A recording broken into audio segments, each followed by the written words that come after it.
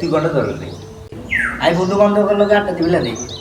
আজানের সময় গেছে, তুই ওখানে আমার জন্য তুই বন্ধু বান্ধব আড্ডা দিবে চলে। তুই ইসলামের কথা শুনতে নো যেন একটা যুক্ত করে দিলাম সাবার হ্যাঁ রাখুন।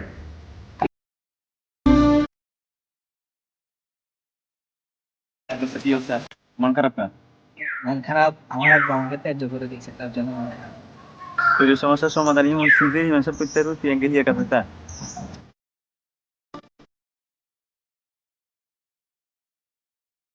ওয়ালাইকুম। ওয়ালাইকুম সালাম, কি অবস্থা? আলহামদুলিল্লাহ, আমি কেমন আছেন? আলহামদুলিল্লাহ। হুজুর, আপনার সাথে আমার কথা ছিল।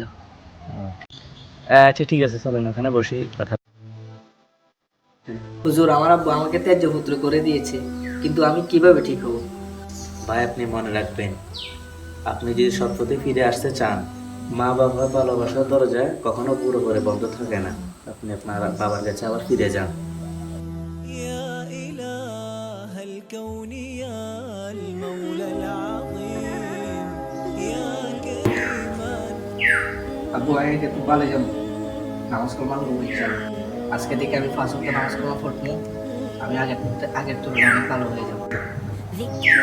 তো সন্তানরা কখনো মা বাবার কাছে ত্যায্য না। আমি তোমাকে গ্রহণ করে নিলাম, কিন্তু তুমি আগের তুলনায় আরো ভালো হতে হবে। ইনশাআল্লাহ ভালো হয়ে যাবো।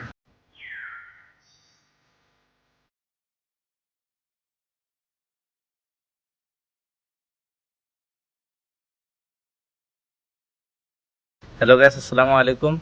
যদি আপনাদের কাছে ভিডিওতে ভালো লাগে থাকে তাহলে লাইক, কমেন্ট, শেয়ার এবং সাবস্ক্রাইব করে দিবেন, যাতে আমাদের নতুন নতুন ইসলামিক ভিডিও দেখতে পারেন। আসসালামু আলাইকুম।